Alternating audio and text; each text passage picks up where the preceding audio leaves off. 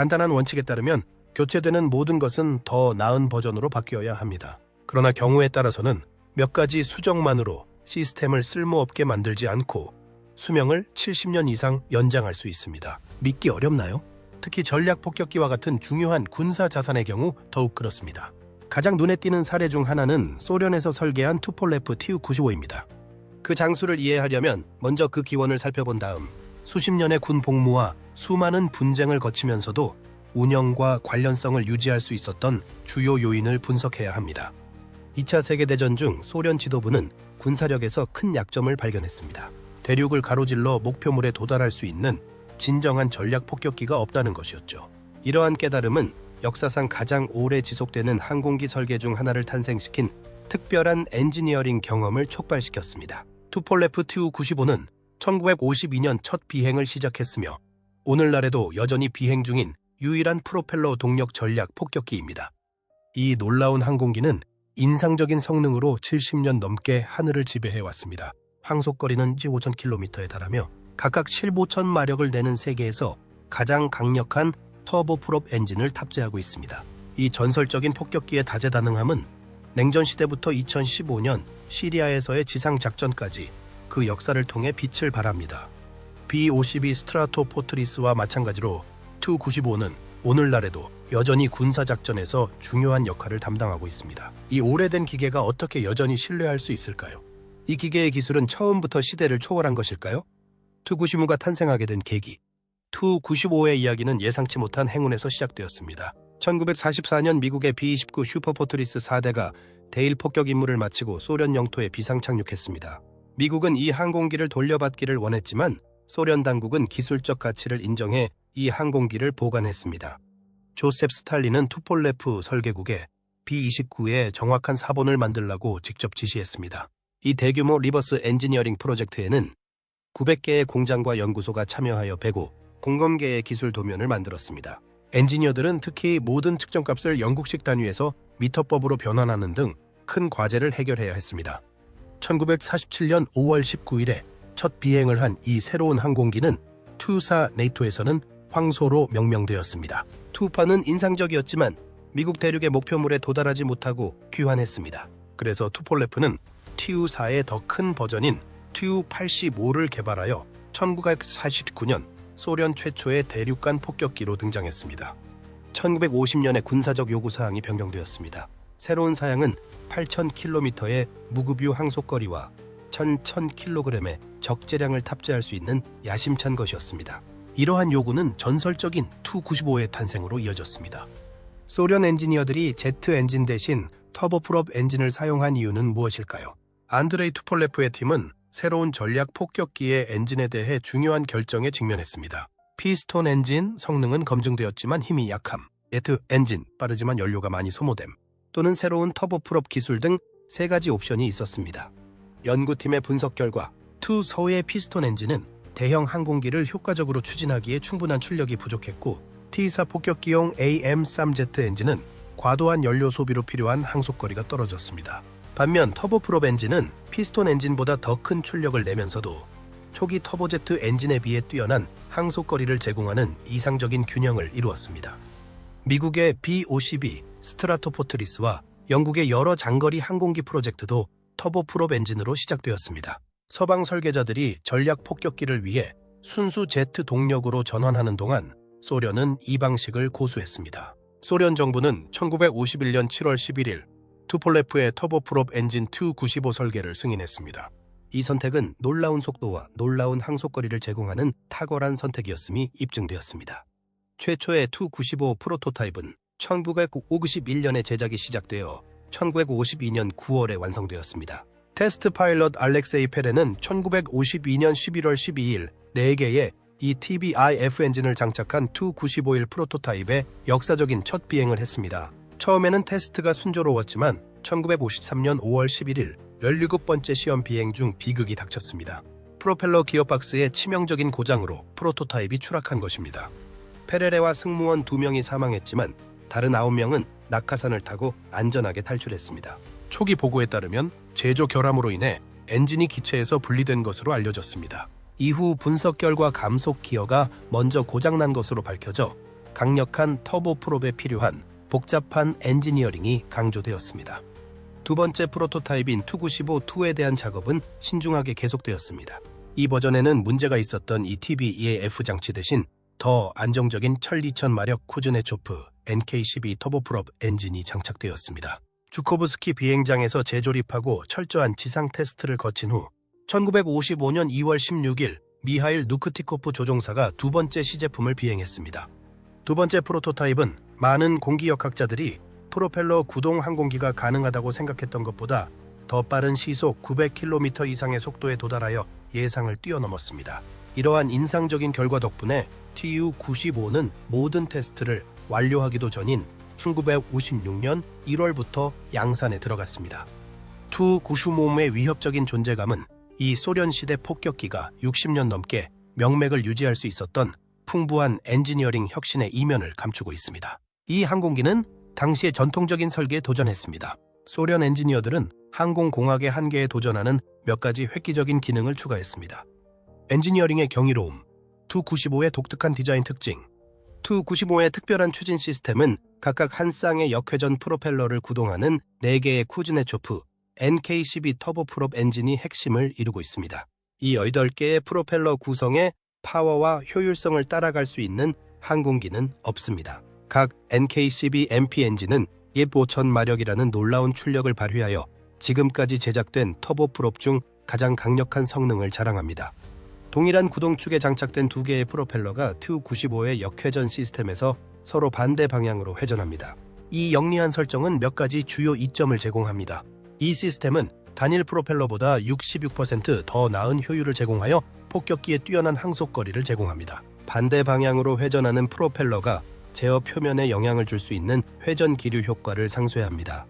이 설정은 단일 프로펠러보다 더 큰 출력을 전진 추진력으로 전환합니다. 이 추진 시스템은 Tu-95를 탁월한 장거리 순찰 플랫폼이자 강력한 미사일 모함으로 변화시키는 데 기여했습니다. 이 항공기는 첫 비행 이후 50여 년이 지난 지금도 그 성능을 유지하고 있습니다. 아마도 Tu-95의 나토베어라는 이름은 그 시끄러움에서 유래했을 것입니다. Tu-95는 지금까지 제작된 군용기 중 가장 시끄러운 항공기 중 하나로 잠수함이 머리 위를 날아다니는 것을 감지할 수 있습니다. 이 천둥 같은 소리는 두 가지 주요 요인에 의해 만들어집니다. 프로펠러 날개 끝이 소리보다 빠르게 움직입니다. 각 Tu-95 엔진은 4개의 블레이드 프로펠러를 역회전시켜 동력을 얻습니다. 이로 인해 32개의 개별 블레이드 팁이 회전하면서 자체적으로 음파 붐을 일으킵니다. 역회전 디자인이 이 천둥 같은 소음을 더합니다. 더 워존의 타일러 로고웨이는 이 소음을 일반적인 제트 엔진 울음소리와 이국적이고 불안한 고주파 굉음이 혼합된 소리라고 설명합니다. 고주파 소음은 멀리서도 항공기를 쉽게 알아볼 수 있으며 승무원의 청력을 손상시킬 수 있습니다. Tu-98의 가장 눈에 띄는 시각적 특징은 35도로 정확하게 각진 스위빙 날개 디자인에서 드러납니다. 이는 스윕 날개를 가진 유일한 대량 생산 프로펠러 항공기입니다. 엔지니어들은 스위빙 날개 설계를 통해 전투 하중이 실린 대형 폭탄 베이를 질량 중심에 배치할 수 있었습니다. 이 중심 설계 덕분에 항공기는 더 잘 다루고 무기를 더 효과적으로 전달할 수 있었습니다. 동체 설계는 표준 원칙을 따릅니다. 엔지니어들은 스윕 윙을 가운데에 장착하여 주익스파가 폭탄 베이 앞 동체를 가로지르도록 했습니다. 이 설정은 구조를 강화하는 동시에 운영 유연성을 유지합니다. Tu-95 베어 폭격기의 놀라운 성능 지표는 역사상 그 자리를 뛰어넘는 존경을 받습니다. 이러한 기술 사양은 이 냉전 시대의 베테랑이 수십 년이 지난 후에도 러시아 전략 항공 함대에 생명줄로 남아있는 이유를 보여줍니다. 기술 사양. Tu-95의 뛰어난 내구성은 이 기종의 특징을 정의합니다. 이 항공기는 제급유 없이 대륙간 거리를 비행할 수 있으며 최대 항속거리는 약 15,000km에 달합니다. 프로토타입은 5,000kg의 탑재물을 싣고 약 15,000km의 인상적인 항속거리를 달성하여 진정한 글로벌 타격 플랫폼으로서의 역량을 입증했습니다. 러시아 공군 조종사들은 1989년 60개의 세계 항공 신기록을 세우며 이 기종의 뛰어난 성능을 입증했습니다. 이들은 비행 내구성, 다양한 하중을 받은 고도, 논스톱 비행 시간 등의 성과를 통해 탁월한 성능 범위를 입증했습니다. Tu-95 MS 기종은 비행 중 급유 기능으로 이러한 한계를 한층 더 뛰어넘었습니다. Tu-95는 터보프롭을 사용하지만 초기 제트 폭격기와 맞먹는 속도를 달성합니다. 최고 속도는 시속 925km에 이르며 일반적으로 시속 7, 80km로 순항합니다. 1957년 9월과 10월에 진행된 테스트에서 Tu-95M이 시속 995km를 달성한 것은 프로펠러 구동 항공기로서는 이례적인 기록입니다. 이 폭격기의 고도 성능은 137716m의 서비스 천장에서 빛을 발합니다. 초기 평가에서 두 번째 프로토타입은 1250m, 원래 프로토타입은 1300m까지 올라가는 인상적인 결과를 보여주었습니다. 이러한 능력 덕분에 Tu-95 승무원들은 냉전 초기 대부분의 요격기보다 높은 고도에서 안전하게 작전을 수행할 수 있었습니다. Tu-95의 설계 덕분에 최대 사거리에서 9000kg의 폭탄을 탑재할 수 있었으며 단거리에서도 폭탄 탑재 용량을 늘릴 수 있었습니다. 초기 버전에는 방어를 위해 레이더로 제어되는 터렛 장착 AM-23 주포 6문이 장착되었습니다. 오늘날의 Tu-95 MS 폭격기는 순항 미사일 플랫폼으로 탁월한 성능을 발휘합니다. 표준 변형은 무기 경납고의 회전식 발사기에 KH-55 순항 미사일을 탑재합니다. Tu-95 MS 1기은 4개의 언더윙 파일론을 추가하여 총 16발의 KH-55 또는 14발의 KH-55SM을 탑재할 수 있습니다. 최근 업그레이드를 통해 Tu-95 MSM은 첨단 KH-101 순항 미사일을 탑재할 수 있게 되었습니다. 이 현대화된 폭격기는 KH-101 미사일 8발을 한 번에 발사할 수 있으며 총 탑재 용량은 약 2만 K로 추정됩니다. KH-101 순항 미사일은 폭격기의 공격 범위를 약 5000km까지 늘려주며 이 고전적인 항공기를 강력한 대치무기 플랫폼으로 탈바꿈시켜 전장의 판도를 바꾸고 있습니다. 투폴레프 Tu-95의 거대한 기체는 거의 70년 동안 승무원들에게 최고의 기술과 인내심을 요구해온 운항 환경을 담고 있습니다. 현대의 조종석은 디지털 디스플레이와 컴퓨터 지원 기능을 갖추고 있지만 Tu-95의 내부는 기계식 게이지와 물리적 컨트롤이 지배하던 항공의 아날로그 시대로 거슬러 올라갑니다. 비스트 내부 Tu-95 폭격기 조종은 어떤 느낌일까요? Tu-95는 조종사들에게 일련의 도전 과제를 부여하여 러시아군 역사상 가장 숙련된 비행사들을 배출했습니다. 작전 기록에 따르면 소련 공군은 Tu-95 폭격기 승무원으로 최고의 조종사를 선발했는데 그 이유는 임무가 매우 까다로웠기 때문입니다. 이 재능 있는 승무원들은 체력적으로 큰 어려움에 직면했습니다. 일반적인 스케줄에 따라 매주 2번 10시간씩 비행해야 했기 때문에 연간 총 비행 시간이 약 1200시간에 달했습니다. 가장 경험이 많은 비행사들도 이러한 장시간의 임무에 어려움을 겪었습니다. Tu-95의 설계자는 편안함을 최우선으로 생각하지 않았습니다. 승무원들은 장시간 비행 시 기체가 쾌적하지 않다고 말합니다. 역회전 프로펠러는 엄청난 소음을 발생시켜 요격기 조종사는 자신의 제트 엔진 위로 Tu-95의 소음을 들을 수 있습니다. 이 지속적인 소음은 승무원을 더 빨리 피곤하게 만들기 때문에 엔지니어들은 최신 버전에서 진동을 절반으로 줄였습니다.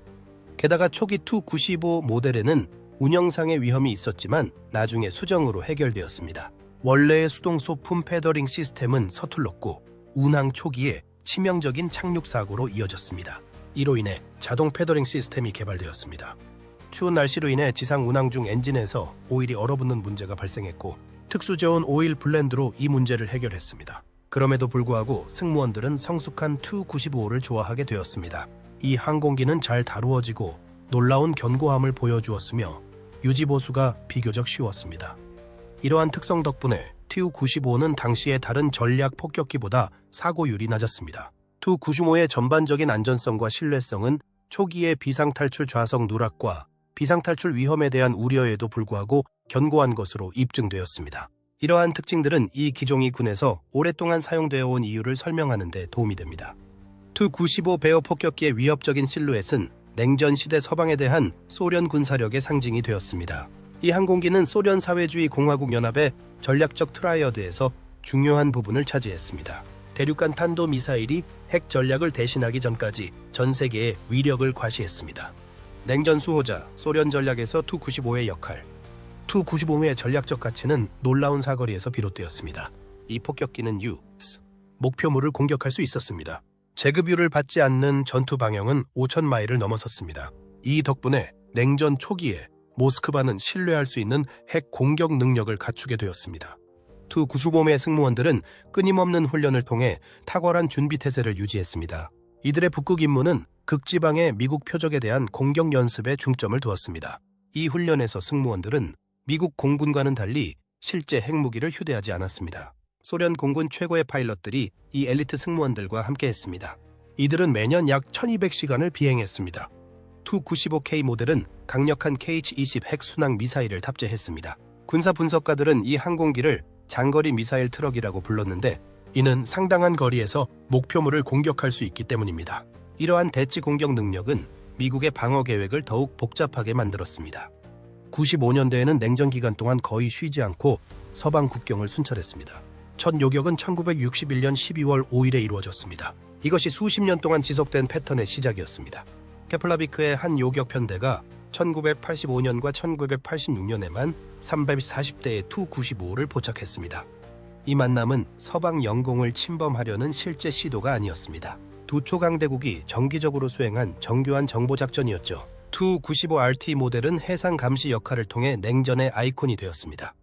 이 대결적인 순찰은 소련이 무너진 후 잠시 중단되었습니다. 블라디미르 푸틴 러시아 대통령은 2007년 8월 17일 극적인 복귀를 명령했고 그날 Tu-95 베어와 Tu-160 블랙잭은 대서양, 태평양, 북극 상공을 비행하며 임무를 수행했습니다. 이로써 베어스는 오랜 서비스 역사에 새로운 장을 열었습니다. 투폴레프 Tu-95는 초기 냉전 시대 설계에도 불구하고 21세기까지도 러시아 전략 항공 능력의 핵심으로 남아있습니다. 현대전의 요구로 인해 이 유서 깊은 항공기는 광범위한 현대화를 통해 효과적인 플랫폼으로 계속 작동할 수 있게 되었습니다. 모던 워리어 Tu-95가 오늘날에도 여전히 유효한 이유. 러시아 국방부는 2009년 12월에 Tu-95 MS 현대화 프로그램을 시작했습니다. 투폴레프와 베리에프 항공기 회사가 이 전략 폭격기의 작전 수명을 연장하는 이 야심찬 프로젝트를 감독하고 있습니다. 현대화 대상은 1986년 이후에 제작된 항공기로 약 35대의 항공기가 포함됩니다. 이 프로그램은 두 가지 단계로 진행됩니다. 첫 번째 단계에서는 폭격기가 최신 무기 체계와 호환되도록 하고 중요한 항법 장비를 교체합니다. 두 번째 단계에서는 항공기를 Tu-95 MSM 변형으로 변경합니다. 이 업그레이드 버전에는 노벨라 NV121 수동 전자식 스캔 어레이 레이더와 S21 내비게이션 시스템이 장착됩니다. 업데이트된 NK12 MPM 터보프롭 엔진과 새로운 AV60T 프로펠러가 결합되어 크게 개선되었습니다. 이러한 변화로 진동이 절반으로 줄었습니다. 2020년 8월 22일 첫 번째 Tu-95 MSM이 천여 비행을 위해 하늘을 날았습니다. 현대화된 Tu-95는 이제 인상적인 공격 능력을 갖추고 있습니다. Tu-95 MSM은 KH-101배기 순항 미사일 4발 대신 8발을 탑재할 수 있어 공격력이 2배로 증가했습니다. 엔지니어들은 더 크고 무거운 미사일을 처리할 수 있도록 날개를 강화했습니다. 무기 체계는 내부 및 외부 장착 지점을 모두 사용합니다. 원래 내부 회전식 발사대에는 KH-55, 555 미사일 6기가 장착되어 있으며 날개 아래 4개의 새로운 이중 미사일 파일론에는 KH-101배기 순항 미사일 8기가 추가로 장착되어 있습니다. 이 첨단 미사일은 폭격기의 공격 범위를 5000km 더 늘려줍니다. Tu-995는 2015년 11월 17일 러시아가 시리아에 군사 개입했을 때 처음으로 전투를 경험했습니다. 1년 후 Tu-95 MS 폭격기는 무장 세력의 진지에 KH-101 순항 미사일을 발사하며 그 능력을 과시했습니다. 수호이 수-35 플랭커 전투기는 임무 수행 중 이 폭격기들을 보호했습니다. Tu-95 MSM은 구형 Tu-95 MS와 함께 시리아의 테러리스트 거점을 KH-101 순항 미사일로 타격하며 전투에 대비했습니다. 이 전략 폭격기는 현재 2022년 우크라이나 분쟁에서 중요한 역할을 담당하고 있습니다. 보도에 따르면 러시아 영공에서 우크라이나 목표물을 향해 순항 미사일을 발사한다고 합니다. 러시아 항공우주군은 현재 약 47대의 Tu-95 폭격기를 다양한 구성으로 비행하고 있습니다. 현재 진행 중인 업그레이드를 통해 최소 2040년까지 이 항공기는 계속 비행할 수 있습니다. 투폴레프 Tu-95는 전략 폭격기뿐만 아니라 바다를 지키는 수호자로서도 명성을 얻었습니다. 이 항공기는 수명이 다할 때까지 전 세계 바다 상공에서 지속적인 존재감을 유지해왔습니다. 감시 임무를 수행하며 전 세계에 전력을 투사하는 러시아의 능력을 보여줍니다. 해양 순찰대 Tu-95의 해양작전 투폴레프 Tu-95는 전략 폭격기뿐만 아니라 바다를 지키는 수호자로도 명성을 얻었습니다.